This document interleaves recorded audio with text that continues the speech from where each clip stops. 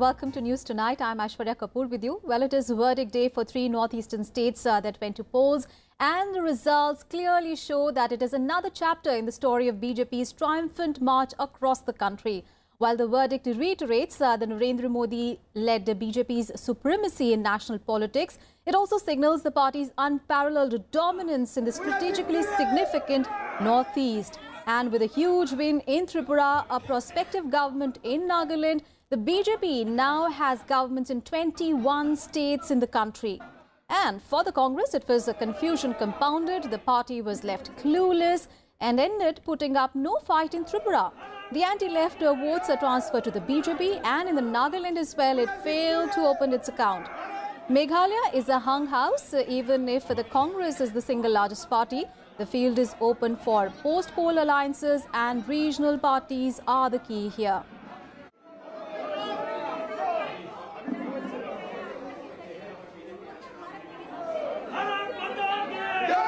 All right, so before we get into the details of this verdict, let's quickly take a look at the headlines. Prime Minister Narendra Modi dedicates Tripura election victory to BJP workers who laid down their lives due to their ideology, says Northeast will lead India's development. BJP Chief Amit Shah calls Northeast victory an endorsement of Prime Minister Modi's leadership.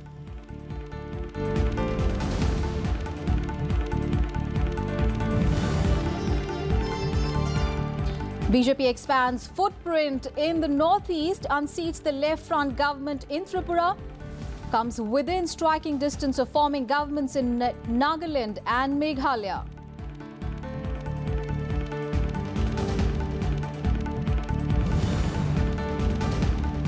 Decimated in Tripura and Nagaland, Congress emerges as the single largest party in Meghalaya, wins 21 seats, falls 10 short of the majority mark. BJP looking to form government with the UDP and NPP.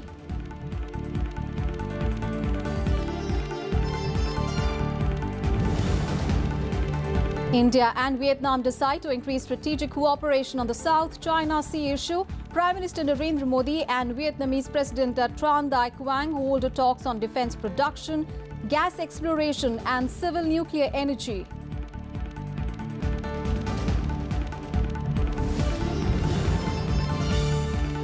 And special courts in Mumbai issues non-bailable warrants against diamond traders Nirav Modi and Mehul Choksi in the Punjab National Bank fraud case. Action ordered on applications filed by the Enforcement Directorate.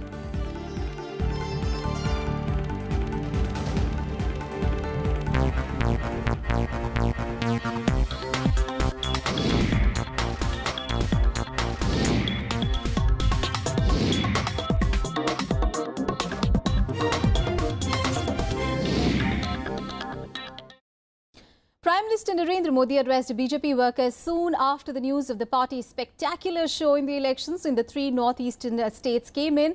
And the Prime Minister said that the verdict in Tripura is the people's answer to fear, lies and confusion. Targeting the Congress government, he said that the party has never diminished so much as it is now. He said that the people in the northeast had a sense of alienation, but his government worked overtime to remove it. मैं सबसे पहले north east के सभी नागरिकों को जो इस चुनाव में मतदाता थे, भारतीय जनता पार्टी की तरफ से हृदयपूर्वक बहुत बहुत आभार व्यक्त करना चाहता हूं। No one NOONE, one WON, no one से वन की यात्रा, शून्य से शिखर तक की यात्रा, अपप्रचार के बीच दूर सुदूर नॉर्थ ईस्ट में भारत सरकार की और भारतीय जनता पार्टी की सच्चाई सामान्य मानवी के दिलों तक पहुंच चुकी है। भ्रम और भय फैलाने वाले, झूठ फैलाने वालों को सबसे अच्छा जवाब लोकतंत्र में मतदाता ही देता है, और लोकतंत्र ने सारे झूठ को जवाब दे दिया। All right, let's speak about the states one by one. And in Tripura, the BJP's Chalo Paltai call found a resonance among the state's public, who gave the party a 2/3 mandate in the state. And put the performance into perspective, remember that the BJP started off with no MLAs in the outgoing assembly. It had polled barely 1.5% of votes in the 2013 elections. And that time, 49 of the 50 candidates it put up lost their deposits in the constituencies they contested. And today, the BJP reversed all this with a remarkable performance, securing over 42% of votes in the elections that were held on 18th of February. Jubilant BJP workers celebrating the party's conquest of Red Bashan, Tripura, a state where it had virtually no presence before the election. कैसा लग रहा है? अब आपकी सरकार बन रही है? बहुत अच्छा लग रहा है. मानिक शरण नहीं है. It is a new sunrise for the day of Tripura. It is the starting of it is a new beginning of the development of Tripura. Last 25 साल में त्रिपुरा में कोई इलेक्शन नहीं हुआ. एक्चुअल में इलेक्शन के नाम पे यूपीए और सीपीएम का जो टाई अप है, अंडरग्राउंड जो टाई अप है, वो निकाल कर साफ हो गया. The BJP and allies won over 40 seats with a vote share of over 50%. To emphatically end the left's 2-decade rule led by 4-time Chief Minister Manik Sarkar in the state. The election signaled the virtual decimation of the Congress, whose vote share shrunk to less than 2%. Factor was anti-incumbency. CPM party divided the Tripura in two classes. One class, those who belong to CPM, and another class, those who don't belong to CPM. 67% BPL card holders. 20 years, one chief minister, so-called poor chief minister. Even his speech did not change in 20 years. Together, the BJP and its alliance partner, the Indigenous People's Front of Tripura, won 41 seats.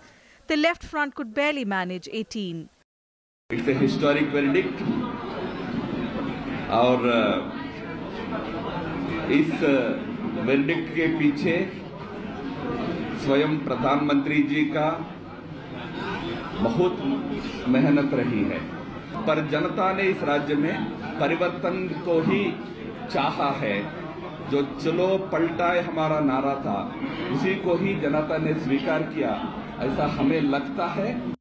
Election was cancelled in one constituency in the 60-member assembly following the death of a CPIM candidate a week before the February 18 election. It was bitter reckoning for the CPIM that ruled Tripura for the past 25 years. Among the consolations was retaining a vote share of 43.1% and Manik Sarkar winning in his own constituency, Dhanpur. The people's mandate in Tripura is clearly for the formation of a BJP-IPFT coalition government in the state. This comes after 25 years. 45% plus people who voted for the left front in Tripura, they reposed their confidence, and this is a big percentage of people who voted for the left front. We assure them and the rest of the people of Tripura that the CPM and the left front will continue to work for the betterment of their livelihood in Tripura. BJP leaders say their key strategy for Tripura was pitting the Manik Sarkar government against Modi Sarkar. Prime Minister Modi, who addressed 4 election rallies in the state, captured public imagination in his own unique way. जब मैं हीरा कहता हूं तो मेरा सीधा सीधा अर्थ है हीरे का H मतलब हाईवे, I मतलब हाईवेज डिजिटल कनेक्टिविटी, R मतलब रोड. भाइयों बहनों, A मतलब air. The BJP campaigned aggressively in Tripura. Working meticulously through the left bastion, the party assigned a worker for every 60 voters. In the end, it decimated the appeal of Manik Sarkar's clean image.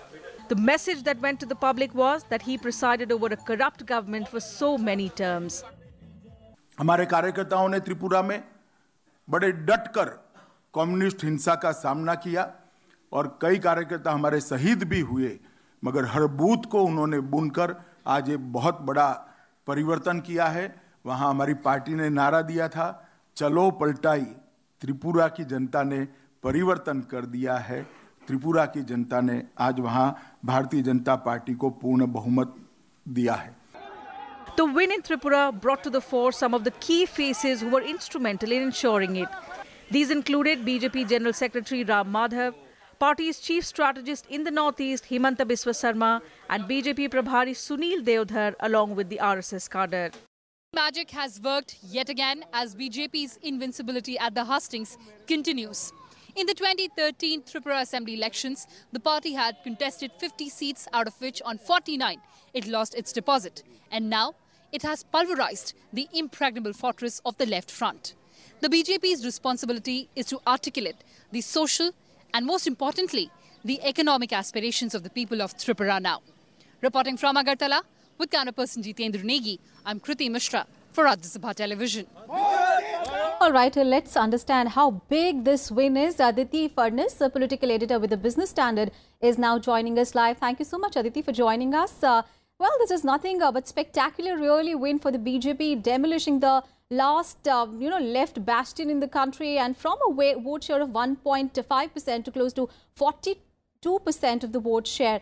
How do you think, this entire results that we are seeing in the three northeastern states will impact the BJP performance in the country and also on the 2019 election?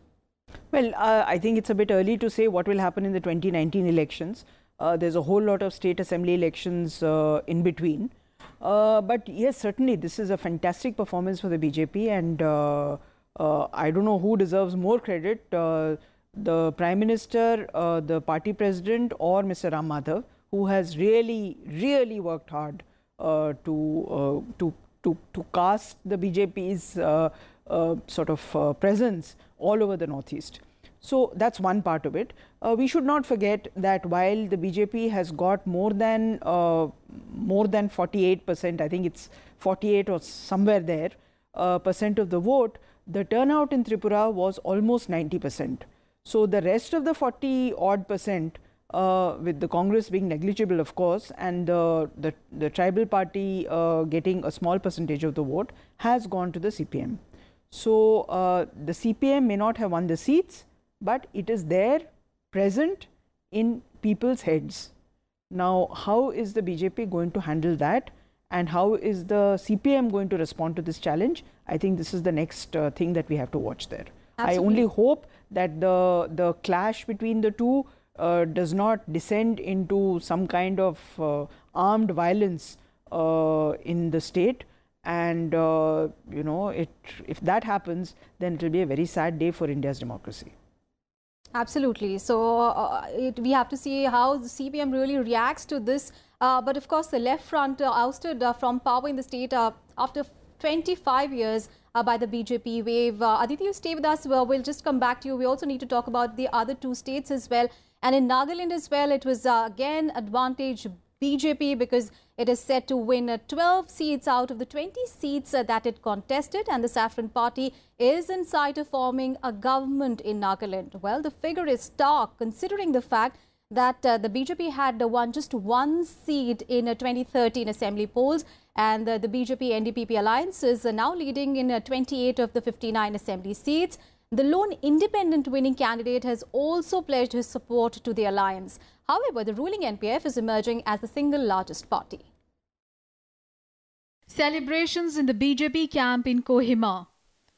For a party that won just one seat in the last assembly polls in 2013, the BJP finds itself within striking distance of forming a government here. The NDPP-BJP alliance is on course to win 28 seats out of the 59 seats. The independent winning candidate Tongpang Ozukum has also pledged his support to the alliance. The Naga People's Front, or the NPF, which has been in power in Nagaland since 2003, is becoming the single largest party with 27 seats.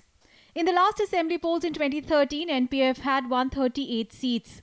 The Congress, which has given 3 chief ministers to Nagaland since the state's inception in 1963 and won 8 seats last time, failed to open its account out of the 18 seats that it contested. एक हम पर ताना विशेषकर आप सभी लोग media के लोग लगाते थे कि भारतीय जनता पार्टी अखिल भारतीय पार्टी नहीं है। लद्दाख में भी हमारा सांसद है, केरल में भी हमारा सांसद है, कोहिमा में भी हमारा राज है और अब कच्छ में भी हमारा राज है। भारतीय जनता पार्टी का एक सच्चा अखिल भारतीय स्वरूप आज दुनिया के सामने आया है। Nagaland, like Meghalaya, is an overwhelmingly tribal and Christian-dominated state. In fact, ahead of the polls, the church had expressed apprehension over the spread of Hindutva in the Christian-majority state. In this background, the BJP's victory is even bigger. In its manifesto, BJP had stated that it was for all-inclusive development and promised to protect all minority communities in the state. The party even promised free trips to the Holy Land of Jerusalem for senior citizens. After the results started pouring in, Prime Minister Narendra Modi also thanked Nagaland for supporting BJP. Nagaland का चुनाव विशेष परिस्थिति में चुनाव हो रहे हैं। वहाँ बातचीत चल रहे हैं। वहाँ के जो अलगाववाद के जो लोग नेतृत्व कर रहे हैं उनके साथ भारत सरकार का बातचीत चल रहे हैं। उस लिहाज से नागालैंड का चुनाव बहुत अहम है और हम ये मानते हैं कि नागालैंड में हमारा सरकार बनेगा। For the BJP-NDPP alliance, Neiphiu Rio is the likely chief ministerial candidate. 67-year-old Rio, who led Nagaland for 11 years, first became chief minister in 2003 as part of the NPF, a party that he formed after defecting from Congress, and then again in 2008 and 2013. In January this year, Rio broke away from the ruling NPF to join new political outfit NDPP. We hope to bring changes in Nagaland. And many changes for the better. But those things can implement only when we turn over the government and implement our programs. Our topmost priority is Naga political issue, which should be resolved so that permanent peace come, and then developmental activities be pursued. What was also significant in Nagaland polls this time was 5 women contesting this year, the highest number of female candidates ever to contest from this northeastern state. However, the trend of no woman ever winning an assembly election continues.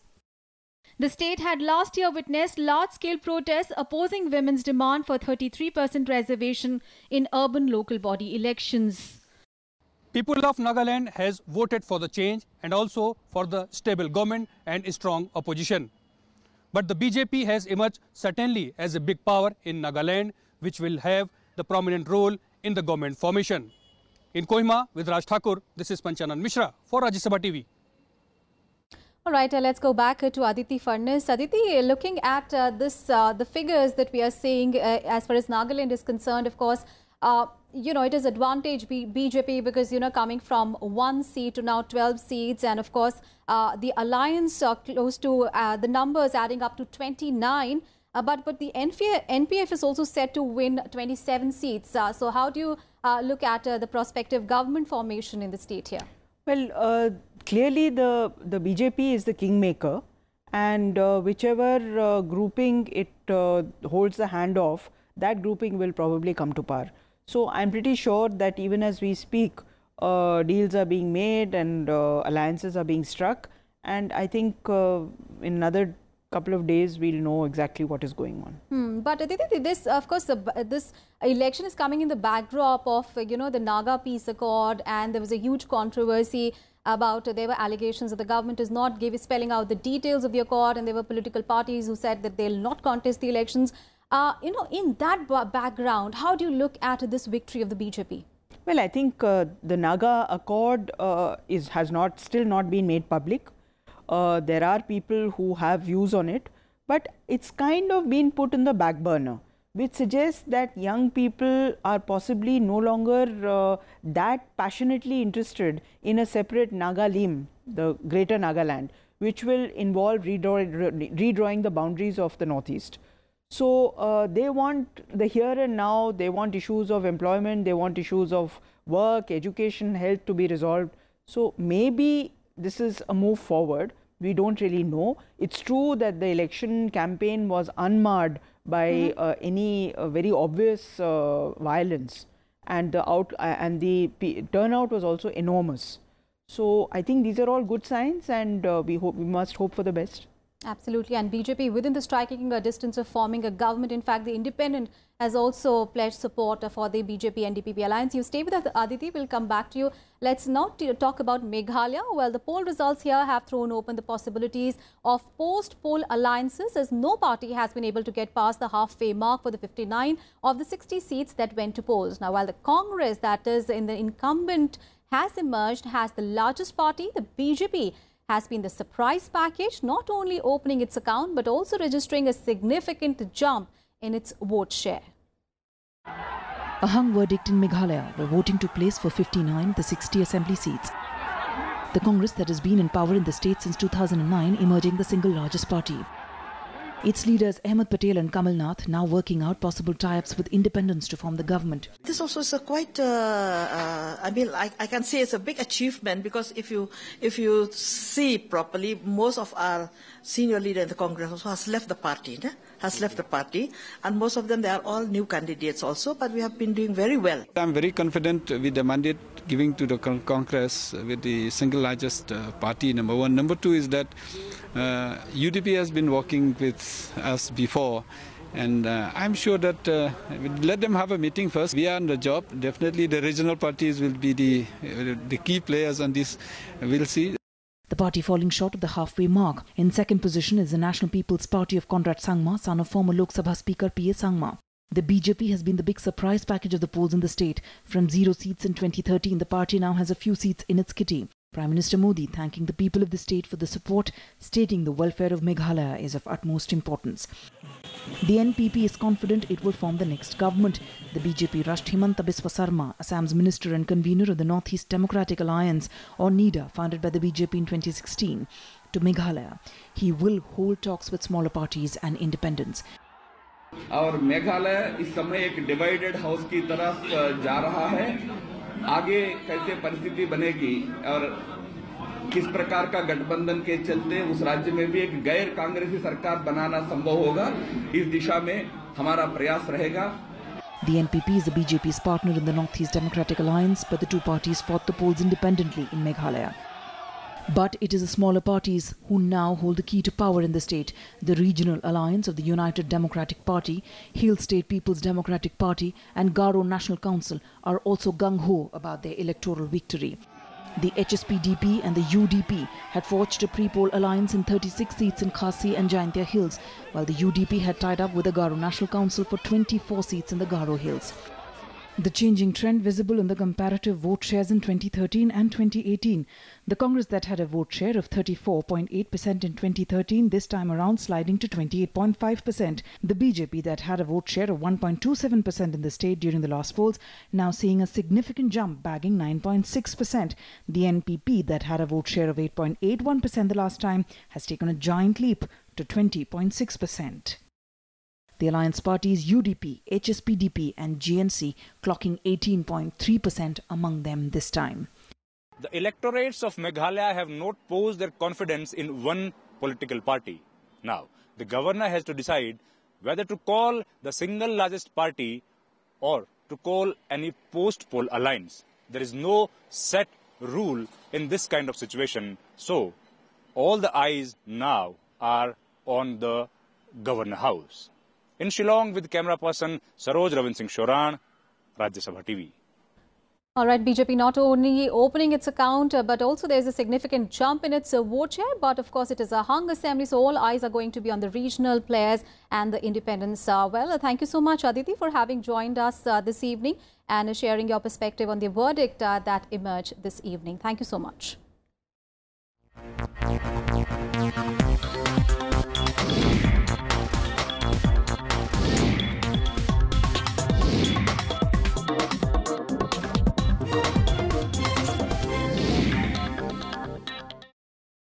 All right, let's get you some other news now. India and Vietnam have decided to further intensify cooperation on the issue of the contentious South China Sea. Both the nations have decided to deepen cooperation in defense, including defense production and gas exploration and civil nuclear energy. Vietnam, that has a joint border with China, is increasingly facing challenges. Now, Prime Minister Narendra Modi and visiting Vietnamese President Tran Dai Quang formed a roadmap to increase strategic cooperation to a new level. Amid increasing challenges from China and Southeast Asia, Prime Minister Narendra Modi and Vietnamese President Tran Dai Quang held detailed discussion on mutual, regional and international issues on Saturday in Delhi. Prime Minister Narendra Modi assured Vietnamese President that India is with him in matters of security and for resolution of disputes by dialogue, while obeying international laws that China is violating in South China Sea. हम साथ मिलकर एक ऐसे स्वतंत्र, खुले और समृद्ध Indo Pacific क्षेत्र के लिए काम करेंगे, जहां संप्रभुता और अंतर्राष्ट्रीय कानून का सम्मान किया जाता है और जहां बातचीत के माध्यम से मतभेदों का समाधान होता है. Both countries signed 3 important pacts pertaining to cooperation and trade, civil nuclear energy and agriculture products and research. Both countries also decided to boost cooperation in defence, including defence production, renewable energy, maritime and cyber security, as well as gas exploration. The Vietnamese president showed keen interest in increasing mutual trade to the tune of $15 billion, that is at $10 billion presently. He also focused on enhancing strategic ties. आज हमारी बातचीत में हमने कई sectors में अपने trade and investment संबंधों को और अधिक मजबूत करने पर सहमति व्यक्त की.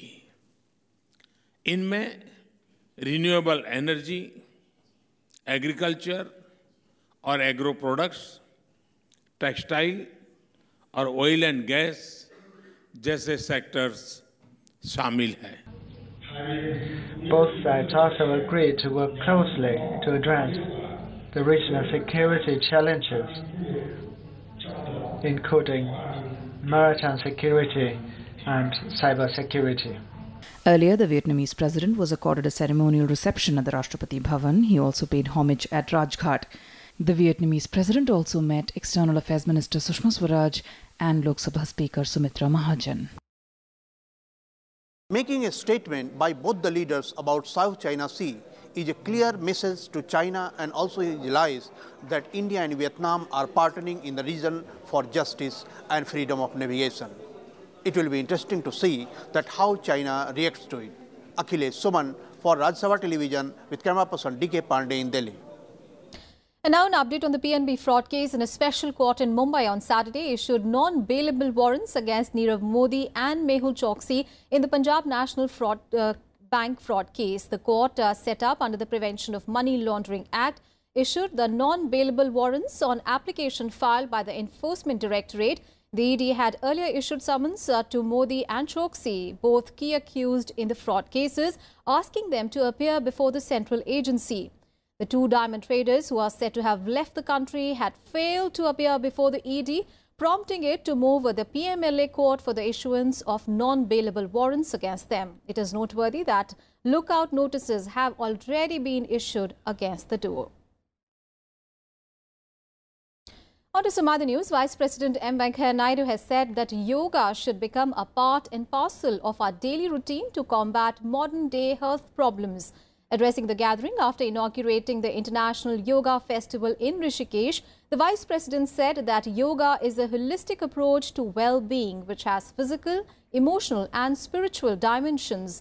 The Vice President called the International Yoga Festival a true testament to the power and universal popularity of yoga and its capacity to bring people together from every corner of the world. He said that yoga also helps us in achieving inner peace.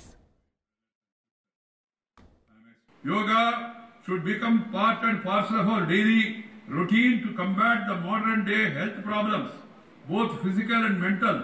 Yoga is a holistic system in which the mind and body act in unison and get completely regenerated, as the physical postures, breathing exercises and meditation help in overall well-being of an individual.